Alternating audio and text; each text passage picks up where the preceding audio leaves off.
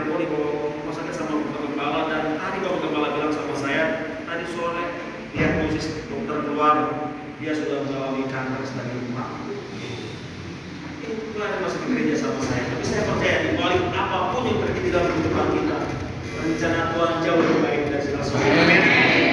Serahkan semua sama Tuhan. Jadi istri saya berangkat ke sana, dia sedang berdoa, dan saya percaya apapun yang terjadi, Tuhan berusaha Tuhan menyertai orang percaya. Oke? Terima kasih sekali lagi. Sore ini saya kasih tema firman Tuhan, hikmat yang menghasilkan berkat. Keren? Hikmat yang menghasilkan berkat. Kita buka dalam Kejadian 41 ayat 44 sampai dengan 47. Kejadian 41 ayat 44 sampai dengan 47 saya akan bacakan buat Bapak Ibu Saudara sekalian. Kejadian 41 ayat yang 44 dan 47 sampai 47 juga dapat semua? 250 orang di sini yang jawab. Saya cuma 2-3 orang. Oke, Kejadian 41 ayat 44 sampai dengan 47 udah dapat semua? Oke, saya akan bacakan. Silakan Bapak Ibu Saudara sekalian mendengarkan dengan baik. 41 ayat 44. Berkatalah Fir'aun kepada Yusuf, "Akulah Fir'aun, tetapi dengan tidak setahumu, seorang pun tidak boleh bergerak di seluruh tanah Mesir." Lalu Fir'aun menamai Yusuf Zat-Naf'anea, serta memberikan Asnat anak Potifera imam Dibon kepadanya menjadi istrinya. Demikianlah Yusuf muncul sebagai kuasa atas seluruh Israel. 46. Yusuf berumur 30 tahun ketika ia menghadap Fir'aun, raja Mesir itu. Maka pergilah Yusuf dari depan Fir'aun, lalu dikelilinginya seluruh tanah Mesir. 47. Tanah itu mengeluarkan hasil bertumpuk-tumpuk dalam 7 tahun kelimpahan itu. Amin. Berbahagia kita yang mendengar, membaca, bahkan melakukan firman Tuhan. Bapak Ibu Saudara sekalian yang dikasihi Tuhan, pada saat sore hari ini dalam kehidupan kita tidak dapat kita pungkiri sebagai orang percaya, kita alami bukan hanya masa-masa baik, kita alami bukan hanya masa-masa yang menyenangkan, tapi seringkali sebagai orang percaya tadi kita sudah dengar kesaksian 2 orang, satu persatu Bapak Gembala. Banyak orang percaya, orang Kristen mengalami masa-masa sulit juga. Banyak orang Kristen yang mengalami masa-masa kesesakan. Ini bukan cuma masa-masa yang enak yang dialami oleh orang Kristen. Ada masa-masa sulit juga, dan akhirnya seringkali ketika kita mengalami masa-masa sulit, kita bisa berpikiran positif. Ketika kita mengalami masa-masa baik, kita bisa berpikiran positif. Ketika kita mengalami masa-masa yang enak, kita bisa berpikiran yang luar biasa baik. Tapi ketika kita mengalami masa-masa paceklik, ketika kita mengalami masa-masa susah, ketika kita mengalami masa-masa menyedihkan, pergumulan, seringkali yang ada dalam pikiran kita adalah hal-hal yang negatif. Amin. Alkitab katakan jangan pernah kita berpikir seperti itu. Apapun yang terjadi sebagai anak Tuhan, serahkan semua sama Tuhan. Apapun yang terjadi sebagai anak Tuhan, kita harus sadari dan kita harus imani bahwasanya di balik semua kehidupan kita, di balik apapun yang terjadi dalam kehidupan kita, ada hikmat yang akan menghasilkan berkat buat kita sekalian. Amin. Jadi sekali lagi saya ingin katakan, seringkali bukan cuma orang dunia ketika mengalami masalah mereka bersungguh-sungguh. Banyak anak Tuhan juga seperti itu.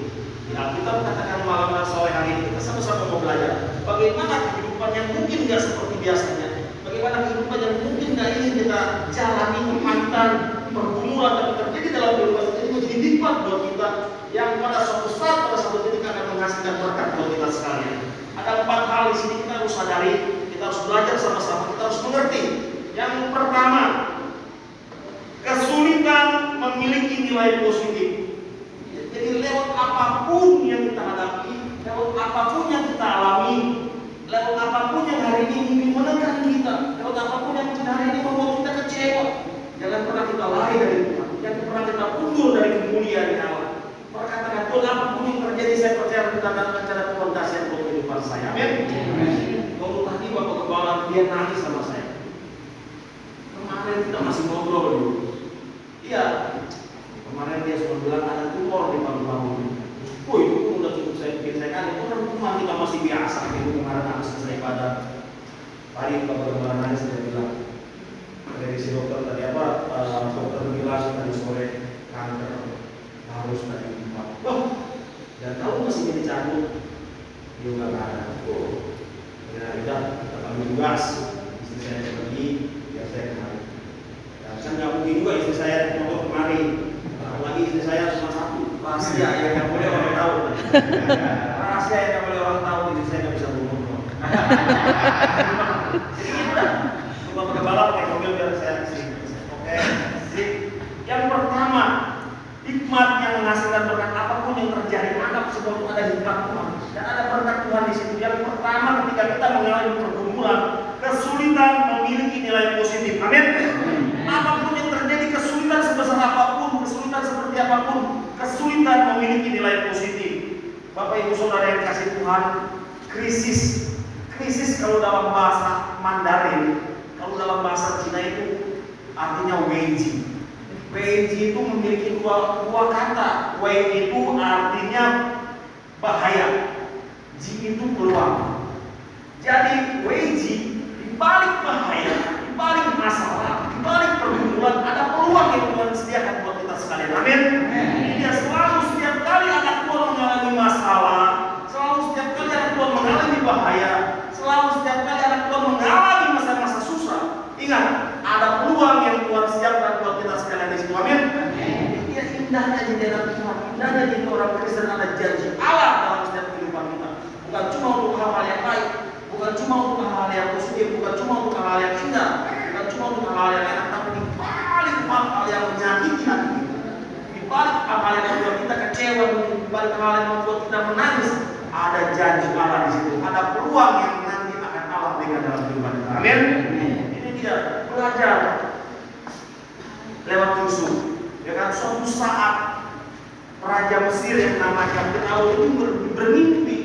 Dia bermimpi menyeramkan sekali mimpinya. Kenapa saya katakan menyeramkan sekali? Karena setelah dia bermimpi, dia panggil seluruh kasih di Mesir. Dia panggil seluruh ahli mimpi di Mesir. Dia panggil seluruh orang-orang yang bisa mengartikan mimpinya di Mesir. Ini dia yang bikin saya, ternyata mimpinya menyeramkan. Mimpinya yang pertama, dia bermimpi melihat lembu besar-besar, 7 ekor lembu di pinggir sungai, ya kan? Dan ada 7 ekor lembu yang kurus-kurus, 7 ekor lembu yang kurus ini makan 7 ekor lembu yang besar-besar. Wah, dia kaget, dia bangun. Dan ketika dia bangun, wah, belum lagi dia bermimpi, belum lagi dia pikirin, mungkin karena memang menusin, dia tidur lagi. Dan ketika dia tidur lagi, dia bermimpi lagi. Ada satu batang padi dengan 7 jelai. Jadi jelai padi yang pertama ini padi yang bernas, padi yang benar-benar bagus. Dan ada satu